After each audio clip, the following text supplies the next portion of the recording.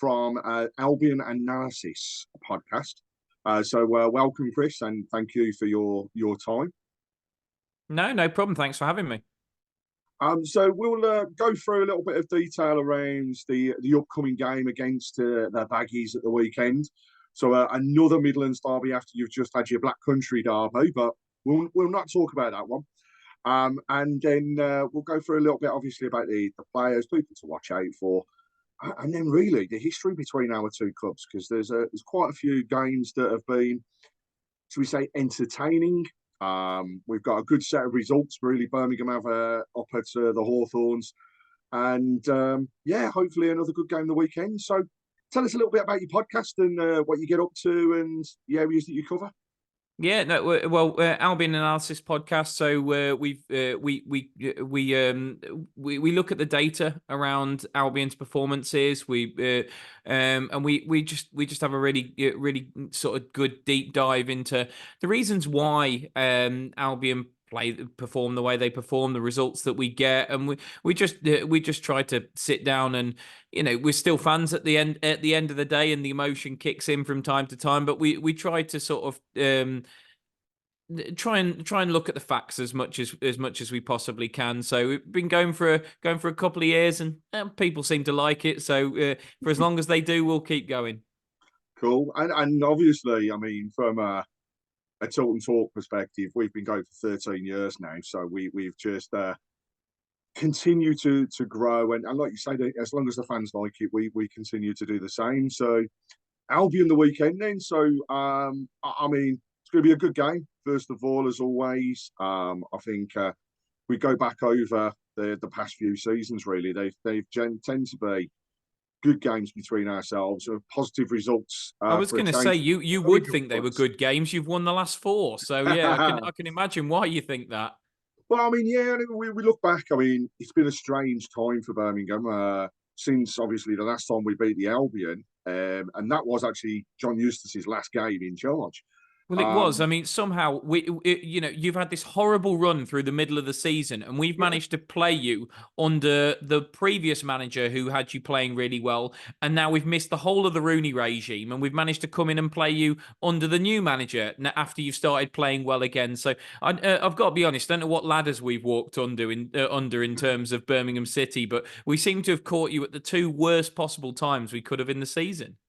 And I mean, the first time around, I've got to say, I mean, firstly, it was a game that everybody built up towards, and we wasn't expecting that particular result. I mean, when Albion got their goal, it was like, okay, you know, is this going to be a drubbing? And then we got, well, I'll say it should never have been a penalty. Not in a million years. No, I'm glad you said that. It's better than me saying it, but it's yeah. And we went on to obviously take that one 3-1 at the end of it. But past seasons, you know, we've done well at the Hawthorns. Well, just going back to that game at St Andrews. That is the only time this season that we've scored first and lost.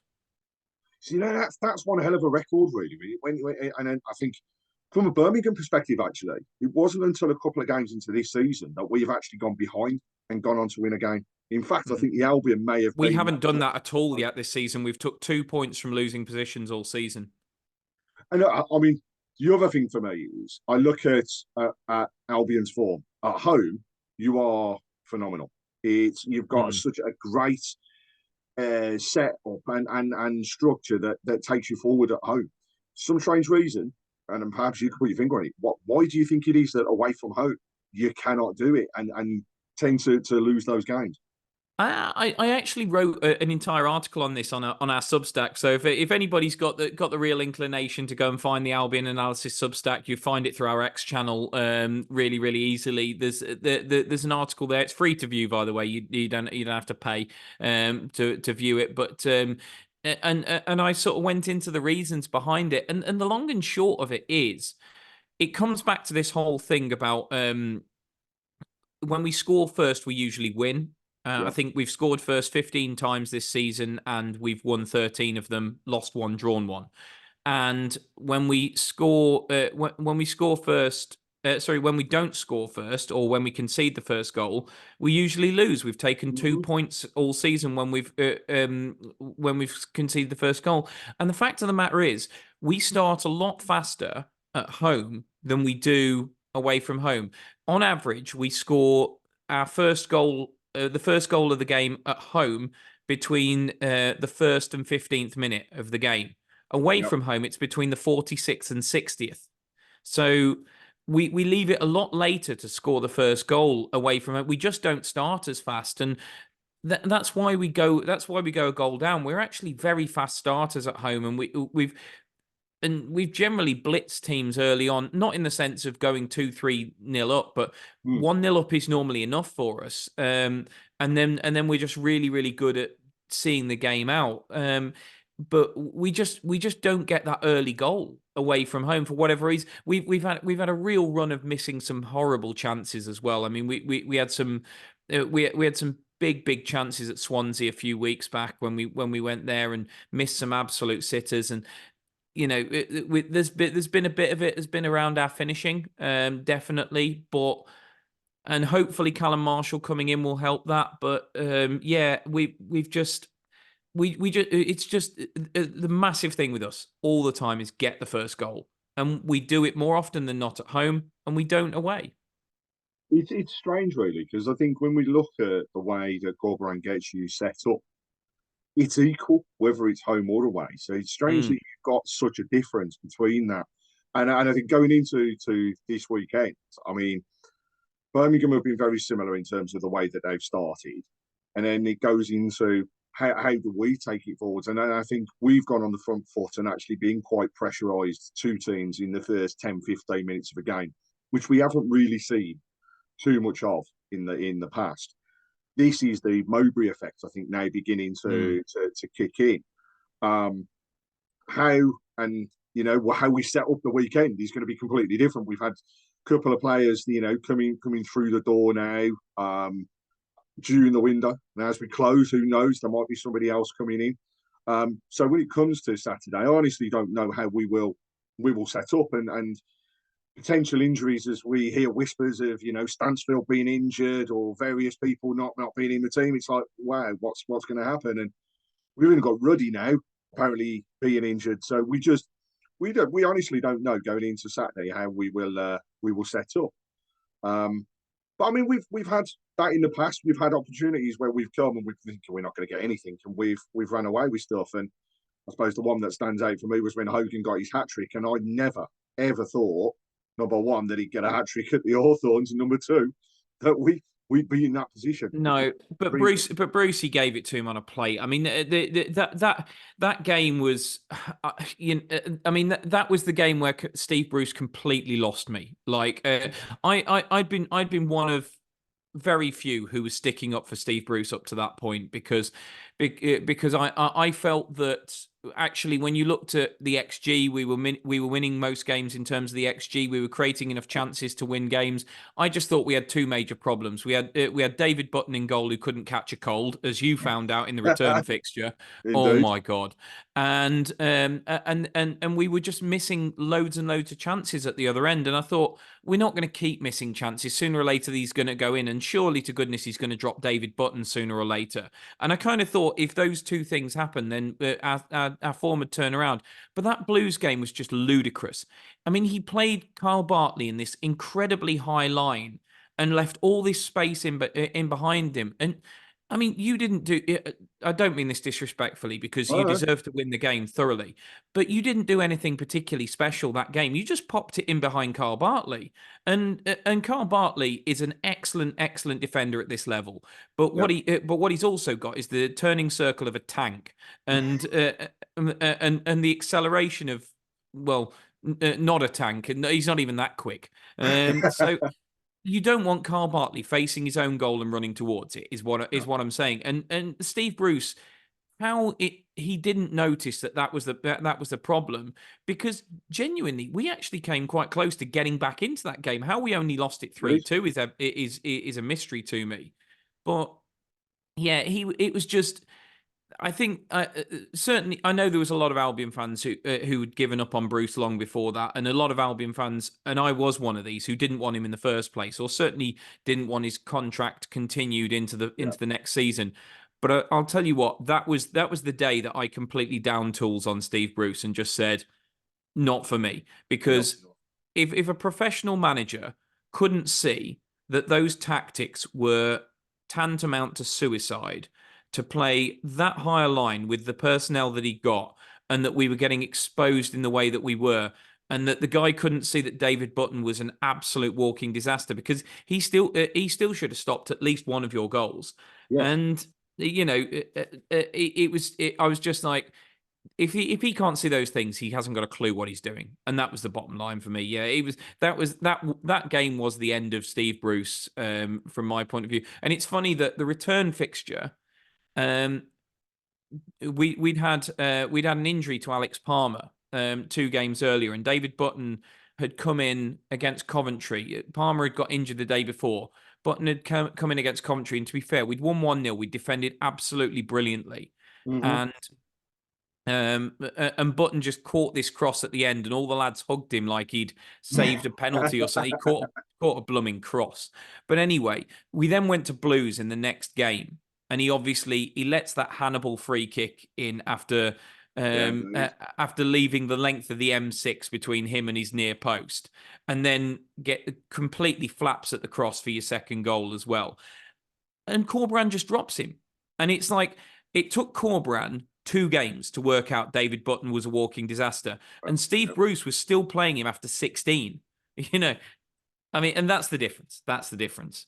And you mentioned there, actually, Bruce, obviously the link into Birmingham there. We're not just a player, but he was the manager there at Blues for a time. And we've had quite a few, I think, over the years that have actually overlapped. And, Yeah. I can say... My positive memory of Steve Bruce in a Birmingham shirt is, do you remember the game We Only Need One Shot, where we beat you? You battered us, and Richard Sneakers scored the only goal. It's Brucey that dwells on the ball on the edge of his own box and gets his pocket pinched by Andy Hunt, who then knocks it across for Sneakers, who scores with our only shot on goal. So anybody who says Steve Bruce never did anything good for Albion needs to rewatch those highlights. And we've obviously had quite a few players that have crossed the divide as well, because I think about the Birmingham team where we got Craig Gardner, Darren Carter.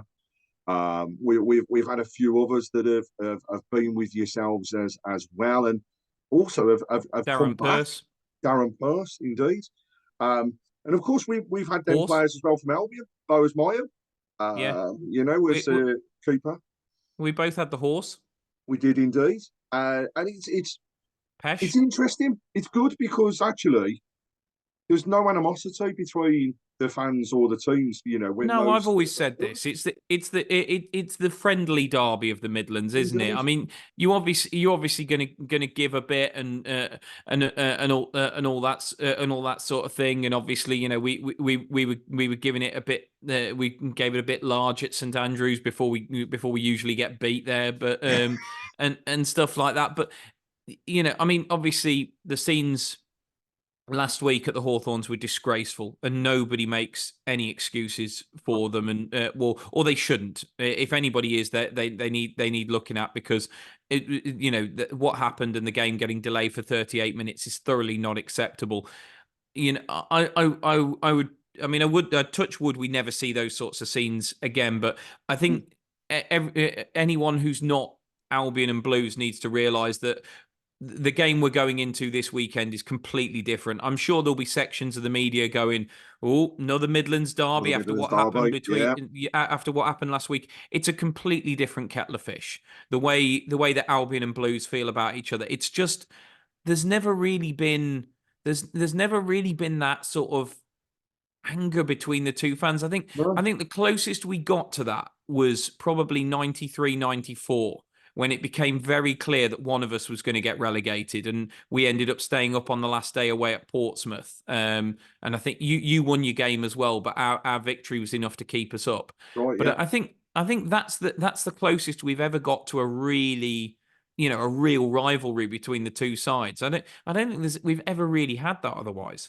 No. I mean, I was at St Andrews the day of your great escape, and I always remember they're hearing the scoreline coming through, and actually the Blues fans joining in with the songs. They're there to keep the Albion up in the league, because that is still to this day the best set of I suppose games to get a team out of a relegation that I've seen across any of the leagues.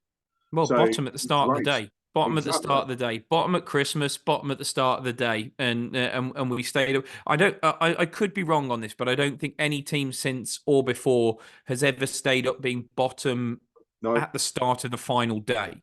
I think a that's number of us. teams. We were the first team to stay up being bottom at Christmas, and a few teams have done that since. But I still don't think any team has stayed up after being bottom at the start of play on the final day. No, and this is the other thing is you've got that in the bag. So I mean, we look at this season.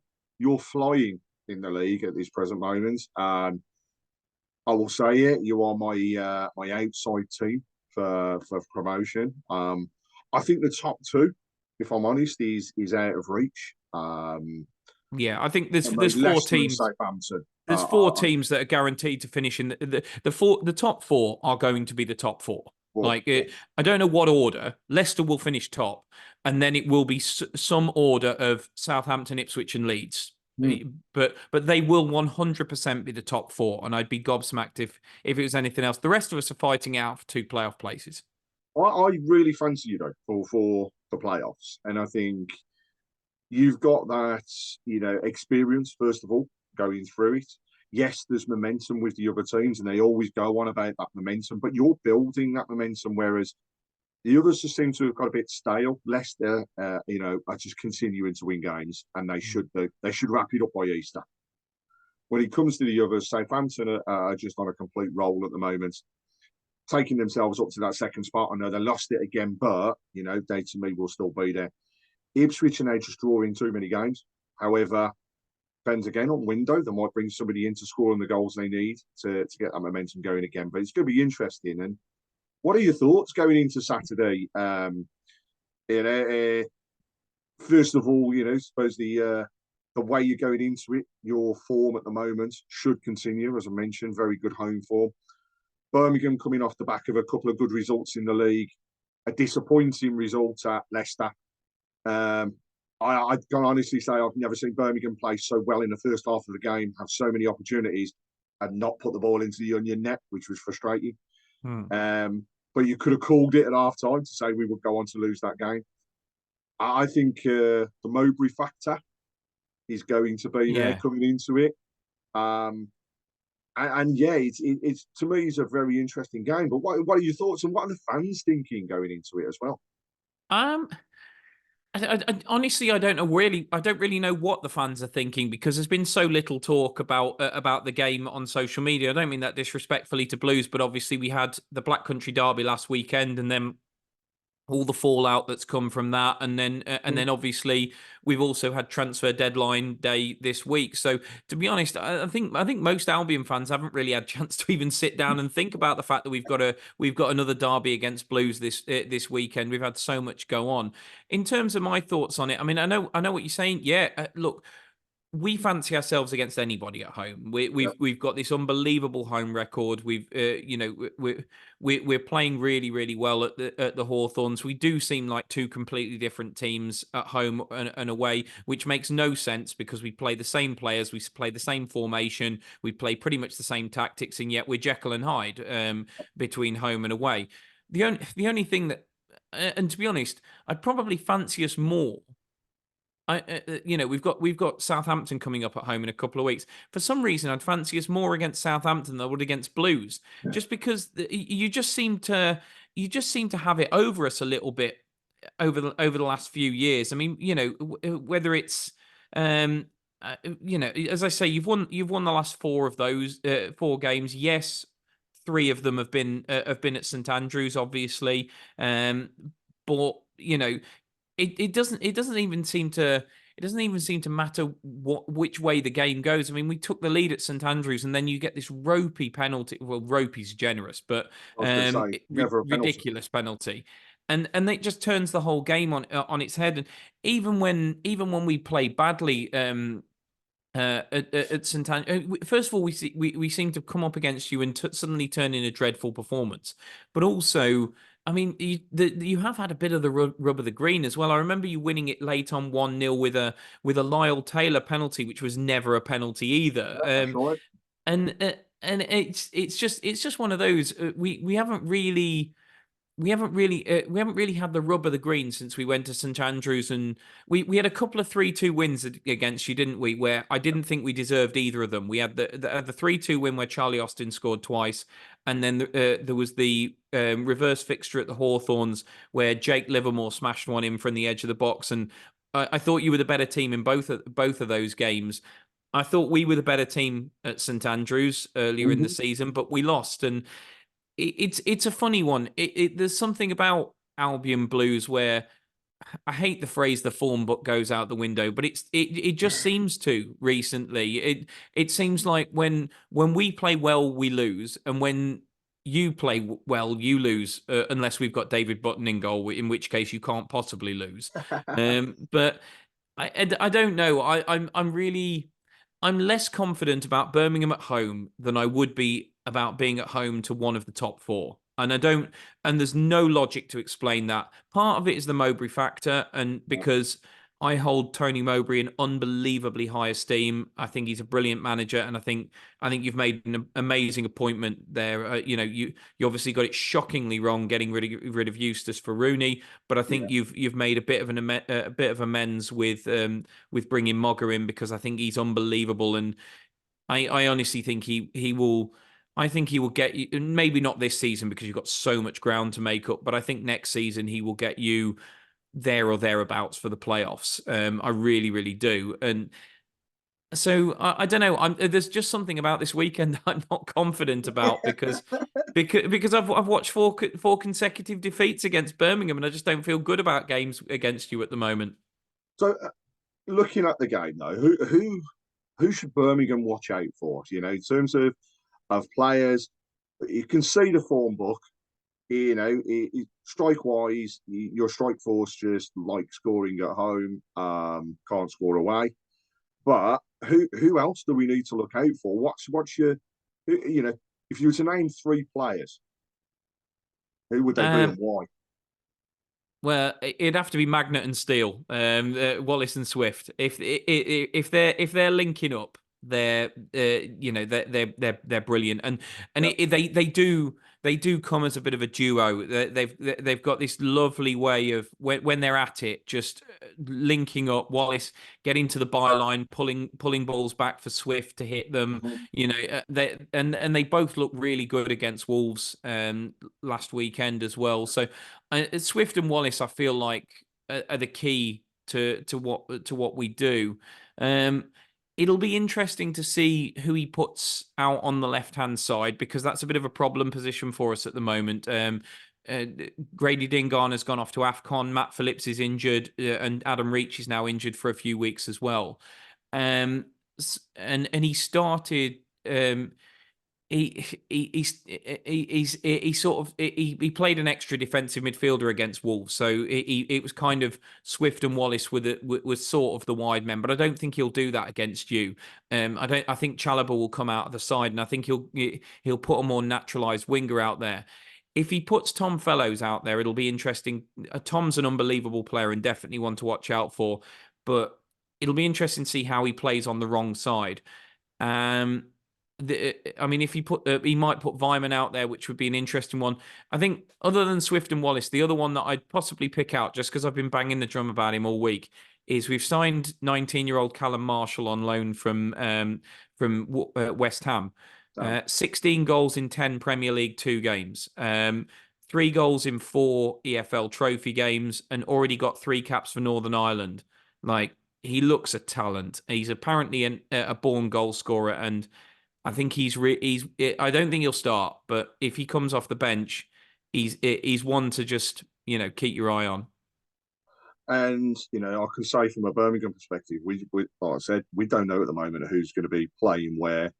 If Stansfield's playing well, obviously you're going to say he's got an eye for goal at the moment. You know, you put it in front Mm. of him and he can put them away. But we're going to have just such a changed squad and a changed team that it's the Mowbray side of things will just see. It'll be his squad. It'll be how we build and how we come forwards. And again, it's like chalk and cheese. We can have a Birmingham team that is absolutely solid in defence, or we could have a team that just decides they're going to leak like a sieve. So I mean, it's going to be a good game as always. They always are at the Hawthorns, and I do enjoy them. I do have family members that I do like to, should we say, chuck a few things at as we get to the games, and especially when we're winning them. But hopefully, it's all good-hearted banter. And yeah, we'll take it forwards to Saturday. So, give us your prediction. It's always the hardest thing. Yeah, well, it is, and look, it's I always caveat every prediction I make about the Albion with the same thing. If we score the first goal, we'll win. If we don't, we won't, and it's that simple. So the first goal is absolutely massive. I think I'm going to say 2-1 Albion, but if we don't get the first goal, I think you may even go and just win it 2-0. So, my real prediction is whoever scores first wins.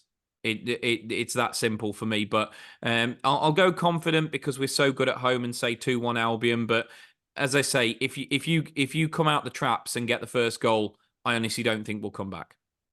And I've got to say, I mean, we always do it on a Monday on the show, and I said until on Talk on Monday that I thought it would be a 1-1. I think it's a close affair. Neither team is going to want to lose the game. You want to keep your momentum and your unbeaten run at home. And at the end of the We day, just we don't need to lose. continue We steadying don't the draw ship. many at the moment, though. We No. really don't draw many at the moment. We need to continue to steady the ship because we're not out of the trouble at the bottom half. I mean, I hope that as a team we are better than three others. Simple as. But it's going to be tough. I'm looking forward to it as always. Can I just say, as a neutral, you'll be absolutely fine. I know the phrase "too good to go down" and gets thrown around too much, but you have got too many good players. You've got too good. Look, you're only down there because you had an absolute clown of a manager in charge for a fair chunk of the season. You were six when Eustace got the sack. You've had perfectly good form since Mowbray came in. There is no way, not in a million years, that squad of players gets relegated. Not you probably would have gone down if you kept Rooney in charge, but not with Mowbray in charge. Not in a million years. Mowbray is far too good a manager to not get a tune out of that squad of players. No way. Oh, I like to hear that, and I'm like I say, I'm desperately hoping that we at some point can see Birmingham, Albion. I know you're not going to like it, but the Wolves up in the Premier League, along with our counterparts over in B6, because I never say their name. We all need to be up there. We need the Midlands to be back up where it should be, which is the top tier of football, and everybody enjoying what we're seeing in front of us rather than the doldrums that we've had over the past few seasons.